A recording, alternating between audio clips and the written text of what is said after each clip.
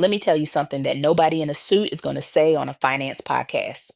You can build savings on under 30,000 a year, not someday, not when you get a raise, not when things slow down or the rent drops or your life magically gets less expensive. Now, right now, with exactly what you have. The financial advice industry was not built for us. It was not built for the woman working two jobs and still coming home to an empty fridge some weeks. It was not built for the daughter sending money back to her family. It was not built for women of color who were handed the message, sometimes out loud, sometimes quietly, but always clearly, that wealth was something other people did. I am Maxine. I am rich, Auntie knows. And today, I am going to dismantle every lie they have handed us about saving money on a tight income. And then I'm going to show you how to turn that savings into wealth that actually grows. Because the problem was never that you were not doing enough. The problem was that nobody gave you the real tools. Let us fix that right now. Secret number one: budgeting on a low income is not about discipline, it is about design. Every expert loves to talk about discipline. Cut the lattes, stop eating out, show some willpower. And here is what I want to say to every single one of them: you do not have a discipline problem, you have a system problem. Think about your mother. Think about the women in your family who somehow made miracles happen with nothing. Was she more disciplined than you? No. She had a system. She knew where every dollar was going before it even hit her hand. She did not budget because she was organized. She budgeted because she had no choice, and she made it an art form. The difference between surviving and sinking on a low income is not willpower. It is knowing your numbers before your money knows them first. And it is knowing which dollars are going to work for you. Here is the system that works at every income level. It is called the 50-30-20 rule, but I'm going to remix it for real life. 50% of your income goes to needs, housing, utilities, groceries, transportation, the bills that will ruin your life if they go unpaid. 30% goes to wants, but we are not calling them wants. We are calling them life. Your coffee, your family dinner, your hair. You are allowed to have a life. 20% goes to growth. And this is where everything changes. Not just savings, not just an emergency fund sitting there doing nothing. Some of it sits in savings for emergencies, yes, but part of it, even if it is small, goes into investments. Money that grows while you sleep, money that compounds, money that becomes wealth. Now, if you're making 28,000 and 50% does not cover your rent, I see you. That is not a you problem. That is a housing crisis problem. So we adjust. We work with what the actual numbers are. We find the 10% we can save when the 20 is not possible yet. And we start there. Because 10% saved consistently beats 0% saved perfectly. And some of that 10% is going to grow for you. Design the system. Then let the system do the work. Secret number two: the experts built their savings advice for people who already had savings. Go look at any best selling personal finance book. What is step one?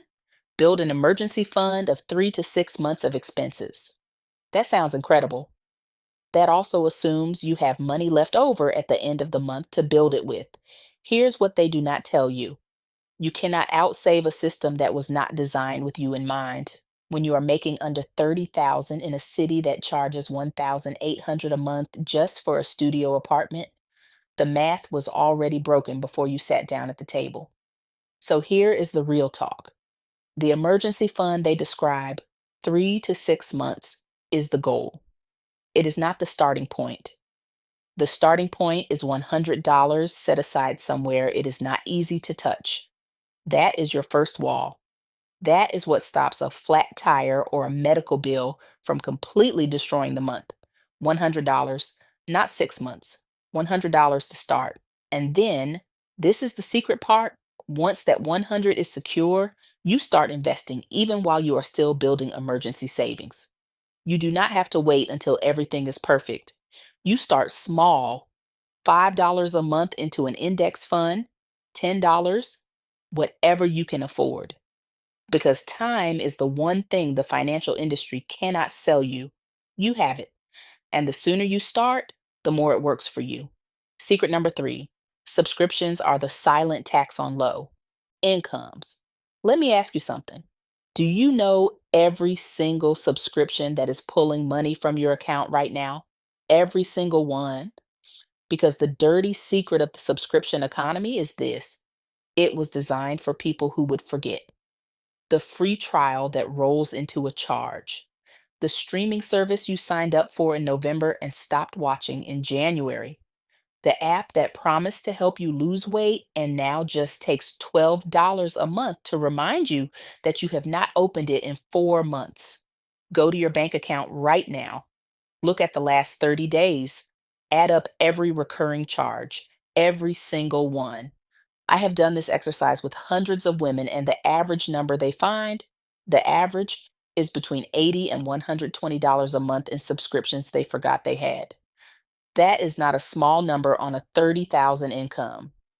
That is up to $1,440 a year. A year. Gone to things you are not even using. But here is the part that changes everything. Imagine that $1,440 went into an index fund instead. Over 30 years, at an average growth rate of 8%, which is what the stock market has historically returned, that 1,440 becomes roughly $200,000. Every subscription you cancel is not just saving you money, it is freeing up money to invest. And that changes everything. Do the audit. Cancel what you do not use, keep what you love, and put that recovered money somewhere intentional. Somewhere it grows. Secret number four, grocery bills are where low income budgets bleed out, and nobody teaches you how to stop it. The financial experts love to say cook at home more. And okay, yes, but they never sit with the reality of what that looks like when you have worked a 10-hour shift and you are standing in a kitchen that is too hot in the summer and too cold in the winter, and there is nothing in the fridge that goes together. Here is the strategy that actually works. It is not a meal plan from a wellness blogger who shops at fancy stores. It is something your grandmother would recognize. Buy your base ingredients in bulk: rice, beans, lentils, frozen vegetables, canned tomatoes, dried chickpeas, oats. These are not boring. These are your foundation. Build on them. One pot of beans feeds you for 3 days. One large batch of rice goes with everything. One tray of roasted vegetables becomes 4 different meals with different spices. You are not budget cooking. You are cooking the way people have always cooked, with intention, with creativity, and with zero food going to waste because there was no money to waste. Low budget cooking is not lesser cooking, it is smart cooking. And it is one of the most powerful financial tools you have. Every dollar you do not spend on food is a dollar that can go to your investment account. Secret number five, your phone bill is probably too high, and the companies are counting on you not to notice. This one is fast, but it is real. The average person pays $127 a month for their phone plan. On a 30,000 income, that is over $1,500 a year just to have a phone. There are MVNOs. That stands for Mobile Virtual Network Operators. Companies like Mint Mobile, Visible, Metro by T-Mobile that run on the exact same towers as the big carriers and charge a fraction of the price. The big carriers spend millions on advertising to make you feel like you need them. You do not. You need a phone that works. And you can have one for a lot less than they are charging you. Check your phone bill this week. Then go price out an alternative. The 5 minutes that takes could save you over $1,000 a year, money that could be growing for you in an index fund. Secret number six, the shame around asking for help is costing you money. This one is cultural, this one is personal, and I say it with all the love I have. There are resources available to people in lower income brackets that go massively underused, not because people do not need them, but because of the shame attached to accessing them.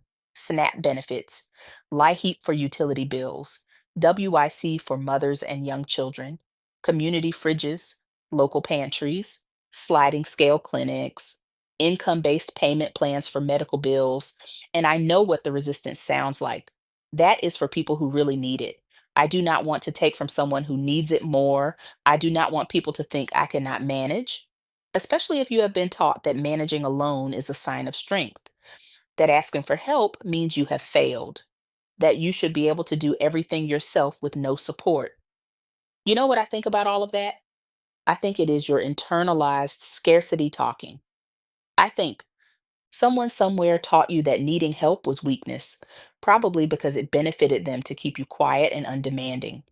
Secret number 7: the most expensive thing you own is a fixed mindset about money and about investing. Here is the final truth, and it is the one that costs the most when we do not address it.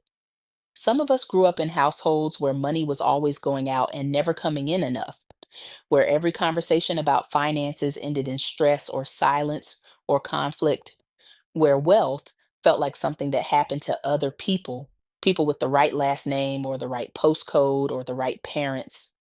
And that experience is real. Those memories are real. The material conditions that created them were real, but they are not your future. They are your starting point. Because when you believe, truly believe, that saving money on your income is impossible, you stop looking for ways to do it. The brain is efficient like that. It does not search for solutions to problems it has already decided are unsolvable. And when you believe that investing is only for rich people, or people with financial advisors, or people who understand the stock market deeply, you never even try. You leave money on the table, you leave decades of compound growth on the table, but watch what happens when you shift the question. Not can I save money on 28,000, but how do I save money on 28,000? And not can I invest on a tight budget, but how do I start investing even with $10 a month? That one word changes everything. It opens a door, it tells your brain there is an answer and to go find it. The shift from can to how is the most powerful financial move you will make all year. And it costs nothing. You are not behind, you are right here. 7 secrets, all of them things the financial industry profits from you not knowing. All of them things that your grandmother already understood in her bones, even if she never had the language for it. You do not need more income to start saving and investing. You need a system. You need to audit the subscriptions. You need to shop your pantry. You need to ditch the shame around support. And you need to believe with everything you have that your financial story is still being written and you are the one holding the pen. Here's your one action for this week: open your bank account, look at the last 30 days, find one expense, just one, that you are going to cut, reduce, or renegotiate. One, and put whatever you recover somewhere it can start working for you, even if it is $5 a month into an index fund. That is how it starts. That is how it starts. Not with a perfect budget, not with a financial degree, with one decision this week, right now. Share this with a woman in your life who needs to hear it, your sister who just moved out on her own, your coworker who is stressed about rent, your friend who keeps saying she will start investing when things get easier. Things do not get easier first. We get smarter first. And that starts today. I will see you in the next video.